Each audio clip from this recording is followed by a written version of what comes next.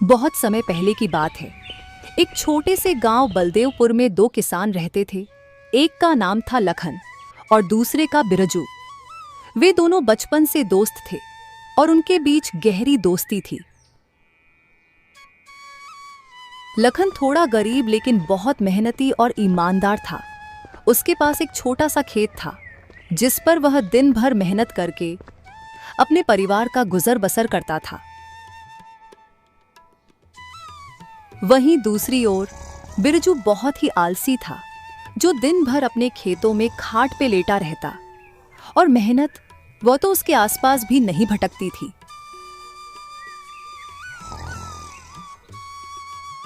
लखन की मेहनत की वजह से उसके खेत में खूब अच्छी फसल होती थी, जिसके कारण गांव के सारे लोग लखन से जलते थे। देखिए जी, इस लखन की फसल इस बार भी कितनी अच्छी हुई है। हमेशा इसके साथ ही अच्छा क्यों होता है? इस बार तो यह फसल बेचकर राजा ही हो जाएगा। अरे भाग्यवान, तुम परेशान मत हो, इसको हम राजा नहीं होने देंगे।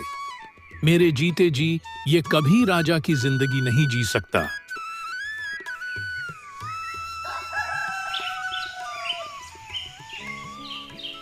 लखन सुबह उठता है और खेत के लिए निकल जाता है और अपनी फसल को देखकर बहुत खुश होता है। अब जाकर लखन की मेहनत सफल हो चुकी थी। अरे वाह, इस बार तो फसल बहुत अच्छी हुई है। लगता है इस बार अच्छी खासी कमाई हो जाएगी। फिर लखन वापस घर की ओर निकल पड़ता है। आज वह बहुत खुश था। अजी, क्या हुआ? आप इतना देर से क्यों आए हैं? इस बार हमारी फसल अच्छी तो हुई है ना? हाँ भाग्यवान, इस बार फसल तो बहुत अच्छी हुई है। कल कटाई भी करनी है, उसी की व्यवस्था कर रहा हूँ। लगता है इस बार अच्छा मुनाफा हो जाएगा। अजी, ये तो बहुत अच्छी बात है। इससे हमारा गुजर बसर भी ठीक से हो जाएगा और मुन्नी की शादी और पढ़ाई में भी हमारी कुछ मदद हो जाएगी। हाँ, तुम बिल्कुल सही बोल रही हो राधा। खाना लाओ, बहुत जोर से भूख लगी है। जल्दी सोना है आज, क्योंकि कल सुबह 4 बजे खेत में भी जाना है। राधा खाना लगा देती है।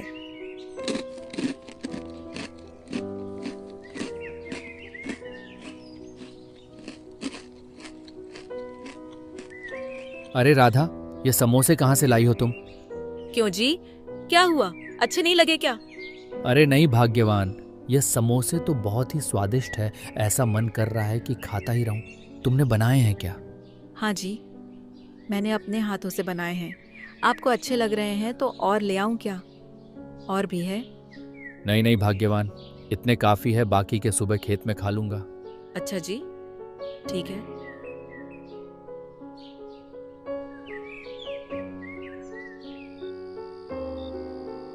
फिर खाना खाकर दोनों आराम से सो जाते हैं।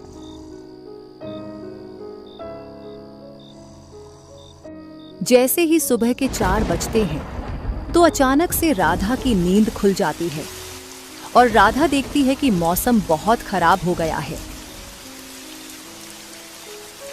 हे भगवान, अब तो हमारी सारी फसल खराब हो जाएगी। सुनिए जी, जल्दी से उठ जाइए, मौसम बहुत खराब है। हमें जल्द से जल्द अपनी फसल के लिए कुछ व्यवस्था करनी पड़ेगी। हे भगवान, इतनी तेज बारिश। भाग्यवान, अगर ये बारिश ऐसे ही होती रही तो आज तो हमारी फसल नहीं बचेगी। वे दोनों बैठे बैठे बारिश रुकने का इंतजार करते हैं। सुबह होते होते बारिश थम जाती है। भाग्यवान, अब बारिश तो रुक गई है। चलो खेत चलकर फसल को देखते हैं। फिर वे दोनों अपनी फसल को देखने खेत की ओर चल पड़ते हैं। वे दोनों खेत पहुंचकर देखते हैं कि उनकी लगभग आधी फसल बर्बाद हो चुकी है। हे ऊपर वाले, ये क्या किया तूने? हमारी सारी मेहनत को पानी में मिला दिया। लखन यह सब बोल ही रहा था कि तभी अचानक से जोर जोर से हवाएं चलने लगती हैं और आसमान में बिजली के साथ तेज तूफानी बारिश शुरू हो जाती है।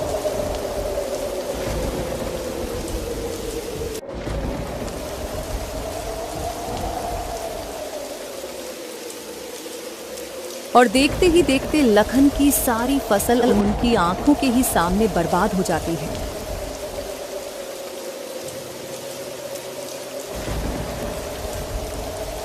वे दोनों बेचारे दुखी मन से वापस घर की ओर लौट आते हैं। फसल के बर्बाद होने से लखन बहुत चिंतित हो जाता है। सुनिए जी, आप फिक्र मत कीजिए, जो होना था वह तो हो गया। अब हम इसमें क्या कर सकते हैं? जो होता है वह अच्छे के लिए ही होता है। उधर बिरजू बहुत खुश था। मौसम की ओर देखकर बिरजू अपनी पत्नी से कहता है, देखो, मैंने बोला था ना कि वह अमीर नहीं हो पाएगा, और ऐसा ही हुआ। अच्छा जी, लेकिन हम लोगों की भी तो फसल बर्बाद हो गई ना। आप इतने खुश क्यों हो रहे हो? आपको तो दुखी होना चाहिए। अरे भाग्यवान, हमने तो अपने खेत में उतना पैसा नहीं लगाया है और ना ही उतना मेहनत किए हैं, तो इसलिए मुझे तो बहुत खुशी हो रही है कि लखन की सारी फसल बर्बाद हो गई। हमारा तो जब भी इतना फायदा नहीं होता, कम से कम लखन हमसे ज्यादा अमीर तो नहीं बन सकता। उधर लखन को उसकी पत्नी सब्र दिलाती है। 5-6 दिन से लगातार बारिश होती ही जा रही थी, रुकने का नाम तक नहीं ले रही थी। लेकिन लखन को फिर भी उम्मीद थी कि शायद कुछ फसल तो बच ही गई होंगी, इसलिए वह फसल देखने खेत जाता है। वह खेत में पहुंचकर देखता है कि उसकी सारी फसल बर्बाद हो चुकी है। खेत में फसल का नामो निशान तक नहीं है। पूरा खेत पानी से भर गया था। हे भगवान, ये कैसी परीक्षा ले रहे हो? सर्दियां आने वाली है और घर में खाने को एक दाना तक नहीं है। लखन यह देखकर बहुत उदास हो जाता है, लेकिन मौसम की मार के आगे वह बेचारा कर भी क्या सकता था। और दुखी मन से वह घर लौट आता है। लखन घर आकर सारी बात अपनी पत्नी को बताता है और टेंशन की वजह से बिस्तर पर लेट जाता है। भाग्यवान, हमारी सारी फसल बर्बाद हो गई। सर्दी भी आ ही चुकी है। अब हमारा गुजारा कैसे होगा? घर में खाने को कुछ भी नहीं है। अजी, आप फिक्र मत कीजिए, मेरे पास एक आइडिया है। आपको तो पता ही है मुझे समोसे और पकौड़ियाँ बनाने आती है, और सर्दी भी आई ही चुकी है, तो क्यों ना हम इन सर्दियों में पकौड़ी और समोसे बनाकर बेचें? हाँ भाग्यवान, तुम सही कहती हो। सर्दियों में लोगों को समोसे और पकौड़ी बहुत पसंद आएगी, लेकिन उसको बनाने के लिए पैसे भी तो चाहिए। वो कहाँ से आएंगे? अजी, मैंने थोड़े से पैसे बचा के रखे थे, और कुछ पैसे आप सेठ धनीराम से उधार ले आना। उनसे बोलना, जैसे ही थोड़ा बहुत मुनाफा होगा हम आपके पैसे लौटा देंगे। हाँ राधा, आज तो बारिश हो रही है, इसको थमने दो, फिर जाऊंगा।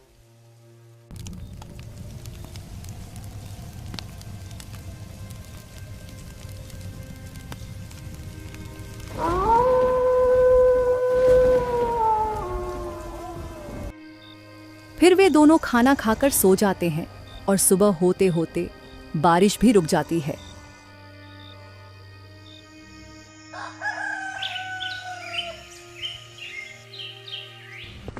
अगले दिन लखन सेठ धनीराम के यहाँ पैसे लेने चला जाता है। लखन सेठ के घर पहुंच जाता है। सेठ, जो स्वभाव से बहुत ही कठोर और निर्दयी था, अपने नौकरों पर चिल्ला रहा था। अरे लखन, आओ आओ, कैसे आना हुआ आज? अरे सेठ जी, वो कुछ पैसों की जरूरत थी, मिल जाते तो अच्छा होता। अरे लखन, क्यों नहीं, मैं यहाँ समाज सेवा के लिए ही तो बैठा हूँ। बताओ, कितने पैसे चाहिए? सेठ जी, ज्यादा नहीं, बस 10,000 रुपए चाहिए थे। अच्छा लखन, मैं तुमको पैसे तो दे दूंगा, लेकिन टाइम पर वापस नहीं दिए तो तुम्हारी जमीन पर कब्जा कर लूंगा। ठीक है सेठ जी, आप फिक्र मत करो, मैं आपको आपका पैसा समय पर वापस कर दूंगा। इतना कहकर लखन सेठ से पैसा लेकर घर आ जाता है। ये लो भाग्यवान, तुम्हारे कहने पर मैं सेठ से पैसे तो ले आया हूं, लेकिन उन्होंने अजीब सी शर्त रखी है कि अगर हमने उनका पैसा नहीं लौटाया तो वो हमारी जमीन पर कब्जा कर लेंगे। अजी, आप फिक्र मत कीजिए, अब देखो सर्दियां भी आ चुकी हैं तो हमारे समोसे और पकौड़ी बहुत बिकेंगे। लोग बड़े ही चाव से खाएंगे सर्दियों में, तो हम सेठ के पैसे आसानी से चुका देंगे। अच्छा ठीक है भाग्यवान, कहीं ऐसा ना हो कि जो घर में थोड़ा बहुत पैसा था वह भी लग जाए और हमारी जमीन भी चली जाए। अजी, आप खामखा टेंशन ले रहे हो, ऊपर वाले पर भरोसा रखो, सब अच्छा ही होगा। लखन बाजार जाकर उन पैसों से समोसे और पकौड़ी बनाने का सामान ले आता है। फिर राधा पकौड़ी और समोसे बनाती है। राधा कुछ समोसे और पकौड़ियां बनाकर लखन को देती है और लखन उनको बेचने गांव की ओर निकल पड़ता है। समोसे और पकौड़ियाँ ले लो, समोसे, गर्मा गर्म समोसे। एक बार राजस्थान की मशहूर पकौड़ियाँ और समोसे खाओगे तो खुश हो जाओगे और नहीं खाओगे तो पछताओगे ये। तभी एक औरत लखन से समोसे लेने आती है। अरे भैया, ये समोसे देखने में तो बहुत स्वादिष्ट लग रहे हैं, कैसे दिए? कितने का है एक समोसा? 5 रुपए का एक है बहन जी, बताओ कितने दूं?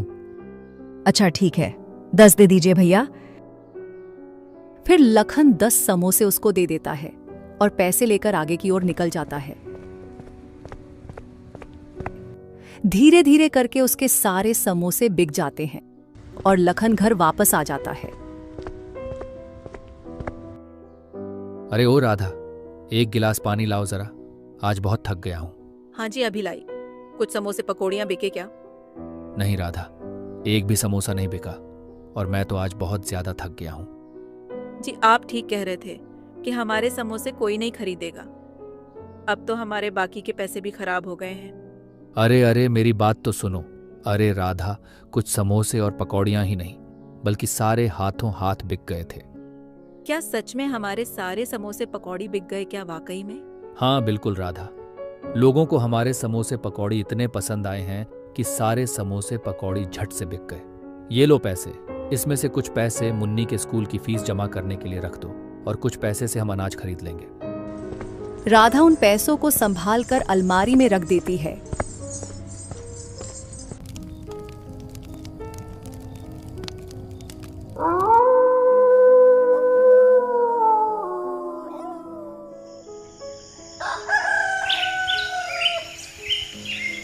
अगले दिन सुबह राधा और भी ज्यादा समोसे पकौड़ी बनाकर लखन को देती है और लखन उनको बेचने गांव की ओर निकल पड़ता है।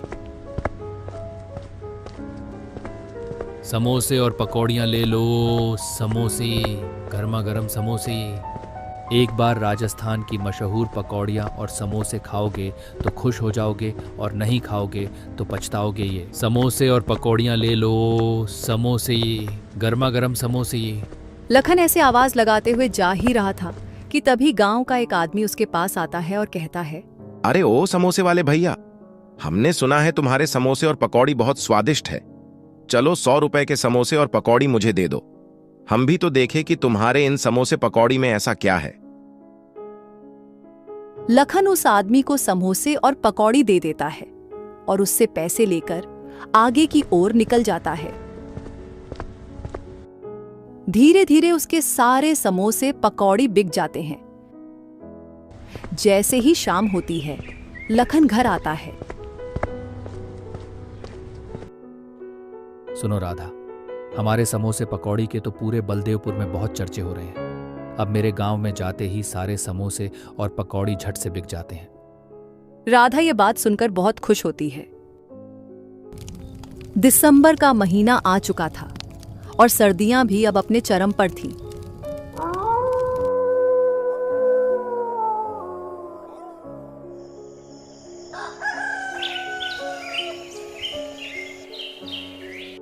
जहां लखन एक टोकरी में समोसे और पकौड़ी बेचा करता था, अब उसने एक बड़ा सा ठेला ले लिया था।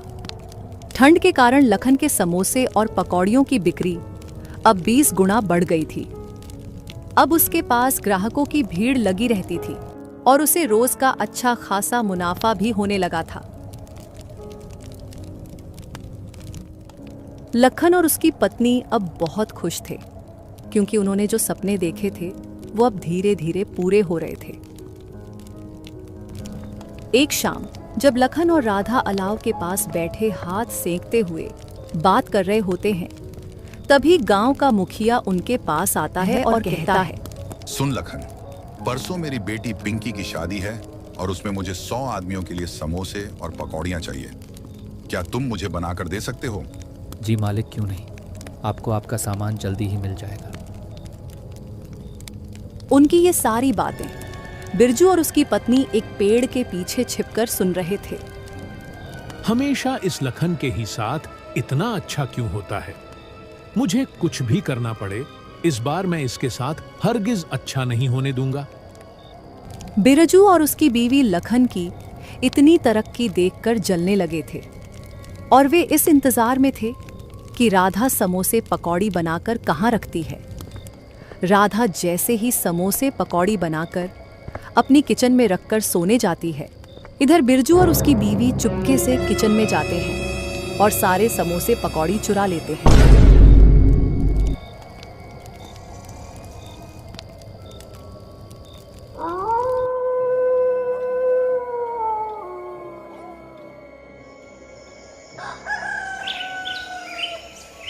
जैसे ही सुबह होती है, समोसे और पकौड़ी मुखिया के घर पहुंचाने थे तो राधा किचन में जाती है उसे।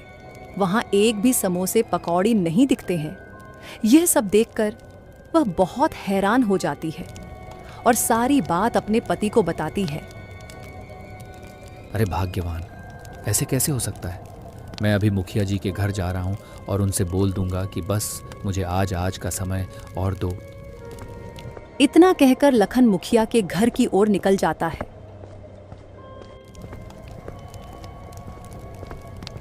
मुखिया जी, मेरे घर से किसी ने सारे समोसे और पकौड़ी चुरा लिए हैं। आप मुझे बस आज का समय दे दीजिए, मैं आपको शाम तक बनाकर दे दूंगा। हाँ ठीक है लखन, मैं तुमको आज का दिन दे रहा हूँ, लेकिन तुम मुझे जरूर से समोसे और पकौड़ी बनाकर देना, क्योंकि कल सुबह ही बारात आने वाली है। हाँ ठीक है मुखिया जी, आप चिंता मत करिए, मैं आज शाम होने से पहले ही सारा सामान बनाकर आप तक पहुंचा दूंगा।